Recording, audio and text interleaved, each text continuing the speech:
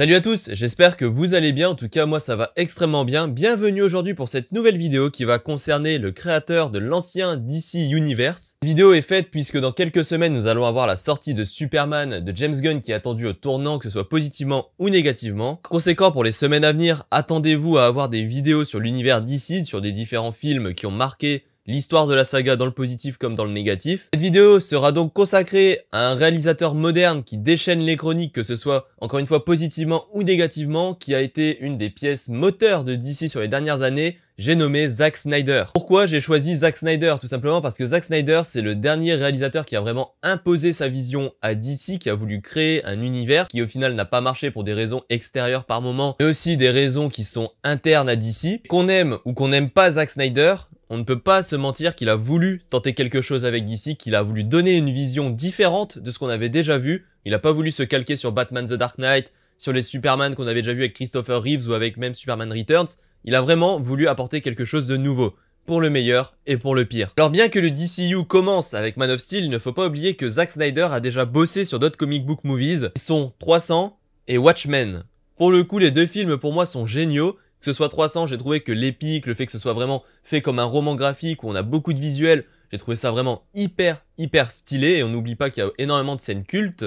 Et pour Watchmen, pour moi c'est un des films de super-héros les plus sous-cotés de l'histoire. Pourtant, et ça va être un détail très important, Watchmen les Gardiens de Zack Snyder a pris des éléments du comics, mais il a énormément réinterprété et il a changé des moments clés de l'histoire pour les interpréter à sa vision du film et des personnages. Pourquoi j'insiste sur ce détail? Parce qu'en fait, Zack Snyder, c'est en fait finalement une sorte d'auteur de comics quand on regarde lorsqu'il fait son film. C'est-à-dire qu'il va prendre le personnage, qu'il va s'inspirer de certaines choses, mais qu'il va lui donner une nouvelle interprétation. Et c'est quelque chose d'hyper important. Watchmen les Gardiens pour DC, c'était vraiment la preuve de ce que j'avance. Malgré les réinterprétations qui avaient déjà fait grincer des dents les fans de comics à l'époque, le film, cinématographiquement et même le scénario, tout ça, est vraiment bon. Il est vraiment exceptionnel.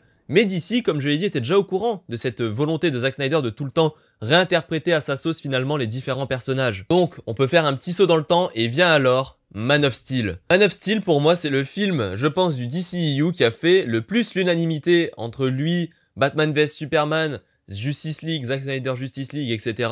Man of Steel, pour moi, c'est celui qui, auprès du grand public, a en tout cas eu le plus grand succès. Déjà, on se retrouve avec un casting qui est XXL, entre Russell Crowe qui joue Jor-El, Henry Cavill qui joue Superman, Michael Shannon en Zod et Amy Adams en Lois Lane. J'oublie encore Kevin Costner en Jonathan Kent. Vous voyez, on a vraiment déjà un casting qui est XXL. Cependant, bien évidemment, le casting, et vous le savez très bien, dans le cinéma ne fait pas toujours tout. Ce que Man of Steel va vraiment apporter, c'est une nouvelle version de Superman, puisque jusque-là, Superman, c'est une version très colorée, très positive, tandis que là, Henry Cavill et Zack Snyder vont proposer un Superman beaucoup plus complexe, avec des moments qui sont certes, alors attention, on garde quand même l'essence de Superman. C'est vrai que ça a été souvent reproché, et notamment je vois ça maintenant sur Reddit, etc. Les gens qui disent que justement, le Superman de Henry Cavill n'est pas très proche de l'humanité. Factuellement, c'est faux.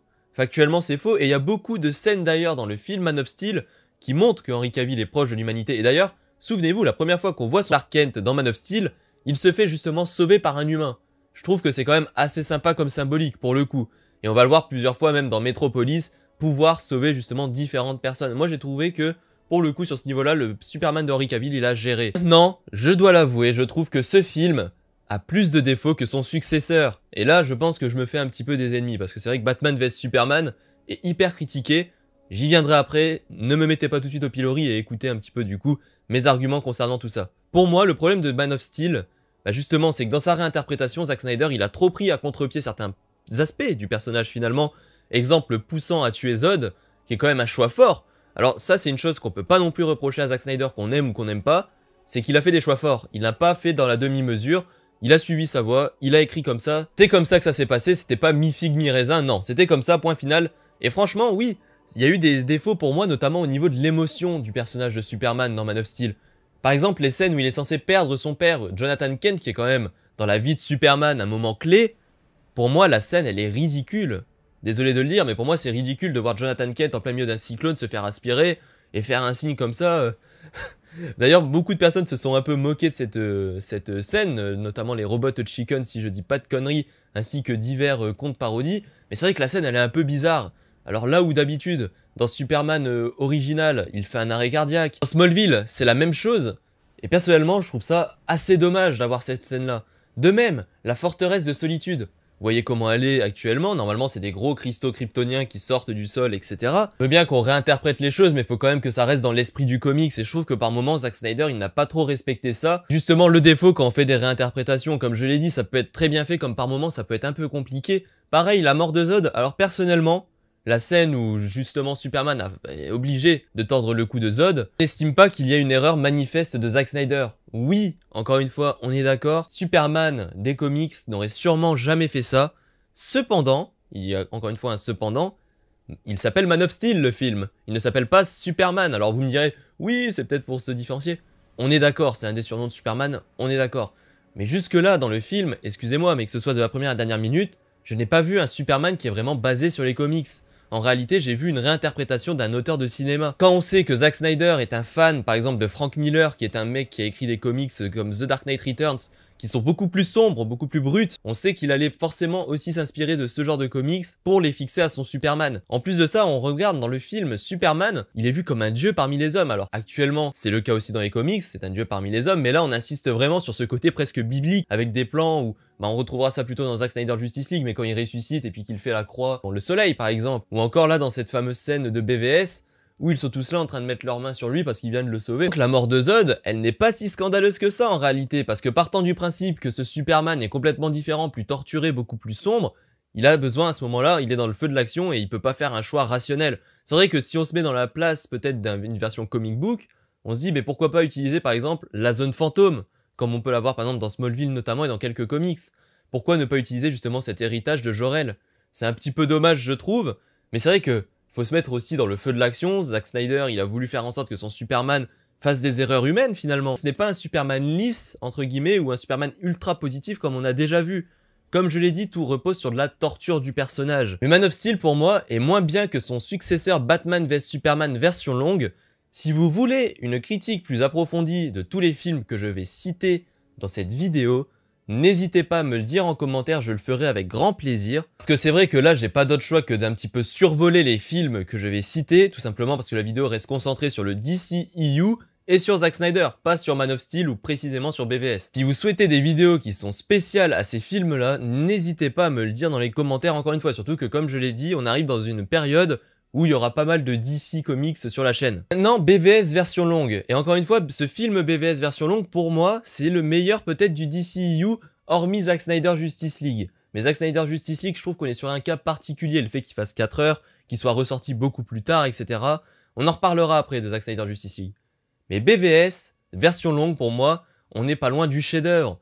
Déjà, j'ai adoré le Batfleck, le Batman de Ben Affleck. Alors oui, pareil, Zack Snyder a pris d'énormes libertés, c'est un Batman qui tue et qui est surtout au début considéré comme un criminel. Et encore une fois, j'aimerais un peu débunker ce fameux argument contre le DCEU, disant que Zack Snyder ne fait pas évoluer ses personnages. Bah c'est faux, factuellement c'est faux, rien qu'avec Batman. Batman, au début du film BVS, c'est limite horrifique comment il est présenté, je me souviens. Il est dans un coin, il marque ses ennemis au fer. Attendez, il marque ses ennemis au fer. Et là, c'est justement là qu'on va voir que le Batman de Batfleck va complètement évoluer rien qu'avec ce film. Au début, il marque ses ennemis avec le fer. À la fin, lorsqu'il va croiser Lex Luthor avant de l'envoyer à l'asile d'Arkham, il veut le marquer au fer, mais au lieu de le marquer lui au fer, il marque la cellule. Alors vous allez me dire, ouais, c'est un petit détail. Bah ouais, mais ça prouve que le Batfleck, du coup, après sa rencontre avec Superman, va beaucoup moins vouloir impacter le physique de ses ennemis. Il va revoir justement sa ligne de conduite. Il veut continuer de faire la justice. Il va toujours la faire aussi durement qu'il l'a fait dans BVS, notamment avec cette fameuse scène dans l'entrepôt qui pour moi est magistrale. C'est peut-être la meilleure scène d'action de l'histoire de Batman quand il enchaîne littéralement, on se croirait dans Arkham Asylum. Magnifique cette scène, elle est magnifique. Mais il se rachète en fait au final une conduite Batman, grâce aussi à cette fameuse scène avec Martha, qui est une scène qui a fait énormément polémique, pour moi qui est extrêmement bien écrite. C'est vrai que là aussi beaucoup de personnes se sont moquées de cette scène, mais je suis pas d'accord du tout. Le fait qu'au moment où Batman peut tuer Superman littéralement, il lui dit à cause de toi il va tuer Martha, et puis là ça fait en finale ça crée un gros moment ambigu entre les deux, parce que c'est aussi le nom de la mère de Bruce, et donc ça crée aussi une volonté de revanche personnelle par rapport à la mort de ses parents, et aussi du coup forcément d'aider Superman. Moi j'ai trouvé ça hyper intelligent, et encore une fois Lex Luthor dans ce film, il a été très bien utilisé, malgré que là par contre on n'est pas sur un vrai Lex Luthor. Moi j'ai eu du mal avec Jesse Eisenberg, parce que je trouve qu'il est trop fou en fait. Lex Luthor, pour moi, c'est plus ce qu'on voit dans Smallville. C'est vraiment quelqu'un de froid, qui a des plans oui, qui sont parfois un peu farfelus, mais qui est tout le temps hyper sérieux, hyper froid, et je pense que Nicholas Hoult fera une meilleure performance que Jesse Eisenberg dans le personnage. Parce que là, en plus, il est pas chauve, il le devient à la fin du film parce qu'il se fait tondre, etc. Mais ce que je veux dire, c'est que Jesse Eisenberg, concrètement, on vous dit pas que c'est Lex Luthor, bah, je trouve qu'il a pas grand chose de Lex Luthor, en fait. C'est quand même un gros défaut. Alors vous me direz, oui, Zack Snyder a voulu faire un Lex Luthor qui est plus jeune. Certes, pourquoi pas même. Mais le problème, c'est qu'il a fait un Lex Luthor plus jeune et plus fou, là où son Superman est déjà bien établi. Donc c'est quand même un peu compliqué, je trouve, pour le coup, là-dessus. Surtout qu'on a déjà vu des versions plus jeunes de Lex Luthor, notamment dans Smallville, qui étaient, je trouve, bien mieux réussies. Et là, pour moi, c'est le problème de Zack Snyder. Je parle depuis le début de sa réinterprétation. C'est que par moments, Zack Snyder, même quand vous l'écoutez en interview, il va littéralement vous parler des inspirations. Il va souvent mettre en avant Frank Miller notamment. Le problème, c'est que des fois, en fait, Zack Snyder, il est tellement parti loin qu'il pense avoir mieux compris le personnage que la personne qui l'a écrite. Et ça, pour moi, c'est son défaut.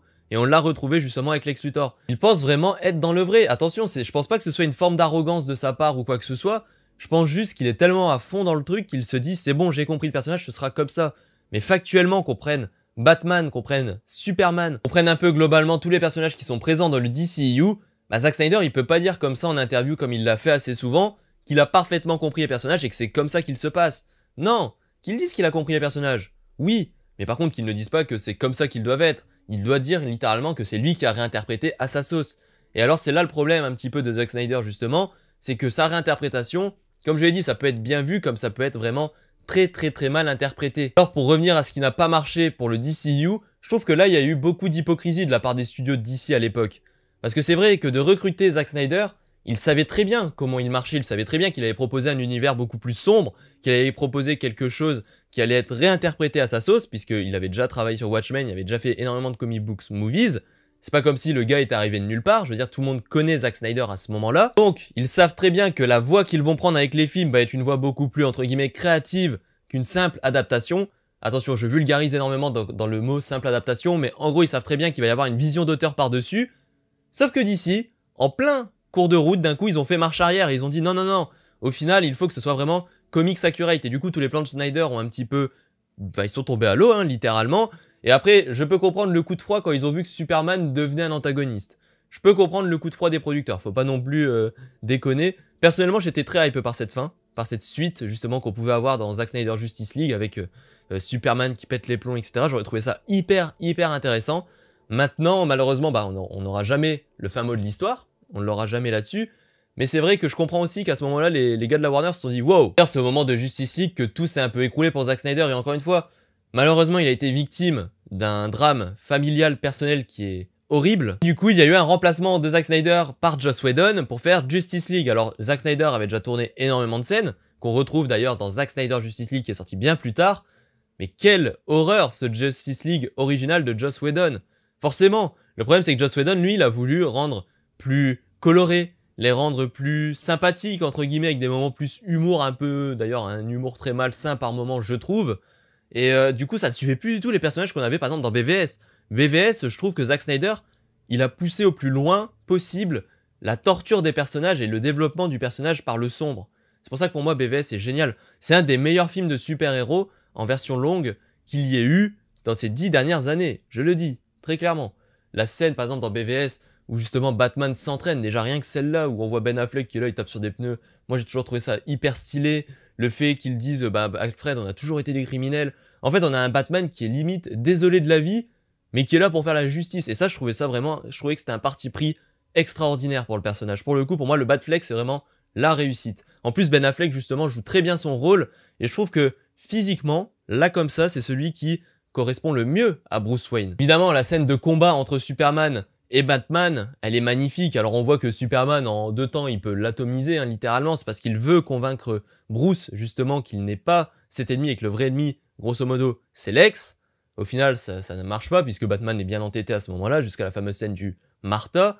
Et puis après, il y a aussi, évidemment, toutes les scènes où on voit Lex qui prend en otage littéralement Superman en disant « Tu vas le tuer, tu vas le faire, nanana ». Et puis, il le prend en otage grâce à justement à Martha. Et c'est quelque chose vraiment exceptionnel. Franchement, c'était exceptionnel, je trouve, la complexité du film, comment c'est fait, la dualité entre Superman et Batman, comment elle est montée. Je trouvais ça vraiment génial, même entre Bruce Wayne et Clark Kent d'ailleurs. Quelque chose que j'ai trouvé vraiment cool, et c'est d'ailleurs pour ça que dans Zack Snyder Justice League, quand les deux se retrouvent, et qu'on voit même Bruce Wayne qui va sauver la ferme des Kent, bah justement on retrouve cette sympathie parce que les gars sont partis de tellement mauvais pieds que quand ça justement tout s'est évolué, etc., bah pareil, évolution du personnage et évolution surtout émotionnelle des personnages. Comme je l'ai dit, les personnages dans l'univers de Snyder évoluent. Mais encore une fois, le problème c'est que c'est controversé avec le Justice League qui a été remanié par Joss Whedon, avec des, comme je l'ai dit, même des Steppenwolf, la gueule de Steppenwolf, s'il vous plaît, la suppression même de Darkseid. Enfin je veux dire, le film a perdu en ambition, c'était tragique. C'était franchement tragique. Le film, il a tout perdu, je trouve, sur ce niveau-là. Il y a eu des personnages qui ont été cut. Les origines de Cyborg, pareil, c'est à peine si on les voit. Et la colorimétrie est juste dégueulasse. Elle est juste dégueulasse. Le filtre orange-rouge, là, waouh. C'est franchement, c'est une plaie, ce film. C'est une plaie, je ne sais pas. La fameuse moustache d'Henry Cavill qui est effacée aussi. Oh là là, quelle catastrophe, franchement. Puis même, dans la mise en scène, il y avait aucune envie, quoi. Il y avait vraiment aucune envie. On passe par exemple des beaux bureaux de métropolis, on passe à des salles toutes blanches, enfin c'est dégueulasse franchement. Je sais pas comment ils ont pu publier ça. Après bah voilà, c'était le moment de faire sauf qui peut. Puis c'était aussi, alors malheureusement je trouve ça un peu dégueulasse de la part de DC, mais j'ai un peu aussi l'impression qu'ils ont profité de cette occasion pour dire bye bye Zack. S'ensuit alors un des plus grands mouvements que j'ai vu sur internet pour la sortie d'un film, la fameuse Snyder Cut, le hashtag release Snyder Cut. Il faut dire qu'à l'époque j'étais à fond derrière, et même encore maintenant si c'était à faire, je le referai parce que la qualité de Zack Snyder Justice League, elle est exceptionnelle. Maintenant, on est obligé de nuancer sur une part, c'est que Zack Snyder Justice League en grand écran, dans une salle, ce serait jamais passé. Le film fait 4 heures, et on peut rien cut du film. Le problème c'est qu'on ne peut rien cut du film. Là il y a 4 heures, mais si on enlève pour le réduire à 2h30, bah déjà là je trouve qu'on zapperait beaucoup trop de choses. Et du coup en fait, au final, c'est pas si mal que ce film ne soit jamais sorti en salle et soit sorti justement directement sur les plateformes. Déjà parce que Zack Snyder, en plus de ça, on le connaît Zack Snyder, on sait que c'est un réalisateur qui aime tenter des choses. Il a réalisé un film avec des iPhones, enfin plutôt un court métrage. Il a réalisé justement son Justice League et il la relise en format brut en 1.33.1. Et je trouve ça bah franchement assez couillu, t'aurais pas pu faire ça littéralement en grande salle de cinéma, les producteurs ne l'auraient jamais permis. Cette Snyder Cut en plus elle rend hommage à beaucoup de personnages qui avaient été un peu charcutés dans le DCU. Parce que c'est vrai que je parle beaucoup de la phase Zack Snyder, mais il y a aussi eu David Ayer qui avait fait un Suicide Squad qui est absolument dégueulasse, avec Jared Leto en Joker qui honnêtement avait potentiellement des meilleures scènes, mais clairement dans le film il était horrible. Et Zack Snyder, dans Justice League justement, la fameuse scène du Nightmare, on revoit ce Joker, et là par contre je trouve qu'on a vraiment une belle performance de Jared Leto pour le coup. Et c'est de là qu'on se dit mais pourquoi on n'a pas eu plus? C'est vrai que le film de Zack Snyder Justice League, à la fin vous vous dites je veux en voir plus. Et malheureusement, quand on sait que ce sera une sortie unique, d'un coup on retombe vite sur terre. C'est vrai que ce DCU, en plus de ça, comme je le disais, a eu pas mal d'autres projets hormis Zack Snyder. C'est vrai que pour le moment, les projets de Zack Snyder, même si certains peuvent être un peu plus discutables sur certaines prises de position, ça reste les meilleurs du DCU globalement. Le Suicide Squad de David Ayer, c'est une catastrophe ambulante. The Suicide Squad de James Gunn était beaucoup mieux pour le coup. Après, je pense évidemment à Black Adam. Waouh! Black Adam, en fait, c'était plutôt divertissant, je vais pas mentir. Mais en fait, l'ego de The Rock, je trouve, a été trop loin. Le fait de vouloir faire de Black Adam limite un des personnages principaux de l'univers DC face à Superman, faire revenir Henry Cavill comme ça. Et d'ailleurs, quand il avait fait revenir Henry Cavill, en plus, c'était pas pour avoir le Henry Cavill de Man of Steel, c'était pour avoir justement ce Superman plus positif, etc. Pour moi, c'est pour ça que c'était malheureusement obligatoire de recast Superman. C'est que le Superman d'Henry Cavill, en plus avec ce caméo à la fin de Black Adam, bah, on sait plus trop sur quel pied danser, donc c'était un peu chelou. Il y a eu The Flash. The Flash, alors, c'est pareil, The Flash, le problème, c'est que je pense que le concept du film est vraiment sympa, je pense qu'il y a des scènes vraiment maîtrisées. Le retour de Michael Keaton y est bien réussi. Celle qui joue, alors je ne sais plus son nom, celle qui joue Supergirl, je trouve que c'est une réussite aussi, elle jouait vraiment bien et je suis un peu déçu qu'on ne la revoie plus. Parce que pour le coup, je pense que c'était vraiment un casting parfait du personnage, pourtant elle sortait des codes de Supergirl, c'était pas une blonde, etc. Mais je trouve qu'elle était vraiment parfaite dans le rôle. Mais le problème, alors le film a quand même des gros problèmes, c'est le fameux jumeau, enfin le double du multivers de Barry Allen, qui est insupportable durant tout le film. En plus de ça, les effets spéciaux en mode PS3, voilà, ça c'est quand même un peu honteux de sortir ça. Et surtout à la fin, bah pareil, on a une grande bataille, mais c'est dans un désert, c'est vide. C'est vide, au niveau des décors, on a vraiment perdu. Et puis même, oh là là, Batman, la dernière apparition du Batfleck, mais encore une fois, c'est un peu compliqué de faire ce genre de choses, je trouve. De faire littéralement un Batman de Ben Affleck qui est un peu, je trouve, tourné par moments en ridicule avec le fameux lasso de Wonder Woman. Bon, Wonder Woman, pour le coup, pour moi, elle était déjà morte dans l'univers parce que Wonder Woman, elle a eu pareil, Wonder Woman le premier de Patty Jenkins, il est génial. Franchement, il est génial, c'est peut-être un des meilleurs du DCU. Mais mon dieu, Wonder Woman 84, c'est catastrophique. Catastrophique. Oh là là, en plus c'est mal joué, il y a rien qui va dans ce film. Il y a rien qui va. Donc ça fait partie en fait des choses qui ont fait que le DCU n'était pas voué à fonctionner au final. Le problème, c'est que le Zack Snyder avait sa vision à lui qui était beaucoup plus sombre et torturée. Qu'à ça, on a voulu greffer cette version plus soft entre guillemets du DCU, mais avec des personnages qui étaient déjà écrits et développés comme torturés. Donc au final, c'est pas logique, si vous voulez, la suite des événements de ce DCU n'est pas logique. C'est pour ça que l'univers tout simplement n'était pas voué à réussir. Et encore une fois, le problème du DCU, c'est que beaucoup de personnes se sont rattachées énormément à Zack Snyder. Zack Snyder, c'est vrai que c'est ce réalisateur qui arrive à haranguer les foules, hein, littéralement. C'est-à-dire qu'il a une communauté qui est très active autour de lui, pour des bonnes choses, parce que moi, Zack Snyder, c'est un de mes réals préférés en réalité. C'est vrai que dans les vidéos jusque-là, j'ai été assez dur avec lui, sur ses interprétations de comics, mais j'ai toujours bien aimé ses films globalement. Je trouve d'ailleurs qu'en termes de réalisation, c'est peut-être un des mecs les plus créatifs de l'époque moderne. Il aime beaucoup justement faire des plans qui sont assez intéressants. Par exemple dans Watchmen, quand Rorschach va tuer quelqu'un dans des chiottes et qui va faire basculer la porte, en fait au fur et à mesure on va voir le gars disparaître et à la fin on aura une flaque de sang. Enfin vous voyez, c'est quelqu'un qui fait beaucoup de graphisme. Je pense que quand lui, il fait un plan au cinéma, il le voit comme un tableau limite. Je trouve ça vraiment intéressant comme prise de position de la part du réalisateur. Donc franchement, c'est vrai que Zack Snyder pour moi c'était vraiment un super réal pour les DC Comics, etc. Malheureusement, il aurait fallu voir jusqu'où ça allait. C'est que sa vision ne convient pas à tout le monde, et c'est normal. Moi aussi, j'étais pas forcément fan de tous ses choix artistiques, etc., de scénarios ou ce genre de choses, c'est vrai. Mais bon, il faut respecter le fait qu'il avait sa vision, qu'il n'a pas pu aller au bout. Mais surtout, je fais un disclaimer parce que ça va être hyper important. Cette vidéo va forcément amener du débat, dans le sens où je me doute qu'il y a des personnes qui étaient à fond avec Zack Snyder, d'autres qui seront contentes, justement, qu'il y ait un nouvel univers. Personnellement, moi, je suis un peu des deux. C'est vrai que vous allez dire que je prends pas parti, je me mouille pas. C'est vrai que moi j'aimais bien l'univers de Snyder malgré ses défauts, mais j'ai vraiment hâte de l'univers de James Gunn parce que je pense qu'il peut être meilleur. Je pense qu'il peut être meilleur très honnêtement. Et du coup, comme je le disais, cette vidéo risque d'amener du débat, et c'est tant mieux. Franchement, j'ai hâte d'échanger avec vous, que vous soyez d'accord avec moi ou non, déjà premièrement. J'ai hâte de voir aussi vous, entre vous, hein, littéralement, si vous êtes d'accord ou non. Par contre, je vais devoir malheureusement un peu faire la police là-dessus. Je vous demande s'il vous plaît, peu importe votre commentaire, de rester poli envers les gens et respectueux. Parce que je sais que malheureusement Zack Snyder a une communauté qui est très hardcore et qui va très loin, j'en ai déjà parlé, qui est capable de menacer de mort par exemple James Gunn, qui envoie des messages hyper insultants vers des personnes qui sont pas d'accord avec eux spécialement. Sachez que ce genre de message, si j'en vois un, je bannirai de la chaîne automatiquement. Je ne veux pas que l'espace commentaire se transforme finalement en zone de guerre. Le but c'est d'avoir un échange qui soit développé, que l'on soit d'accord ou non, qui soit... En fait il faut que l'échange, il apporte des choses. Ça ne sert à rien d'échanger juste pour faire du fanatisme absolu. C'est tout ce que je demande. Soyez juste en fait poli quoi. Soyez juste poli et courtois dans vos commentaires, que ce soit envers moi, que ce soit envers d'autres. Parce que c'est vrai que d'habitude je le dis pas parce que les commentaires, voilà, c'est libre service. Mais là c'est vrai que sur ce genre de vidéo, et comme je l'ai dit, même moi qui adore Zack Snyder, ça me fait chier qu'il y ait une partie de la communauté de Zack qui soit constamment hyper agressive envers les autres. Sachez que dès que je verrai des commentaires néfastes, et peu importe d'ailleurs le camp qui est choisi, sachez que dès qu'il y aura de l'insulte ou une montée en pression, je bannirai le commentaire et je bannirai même l'utilisateur si je trouve que ça va beaucoup trop loin.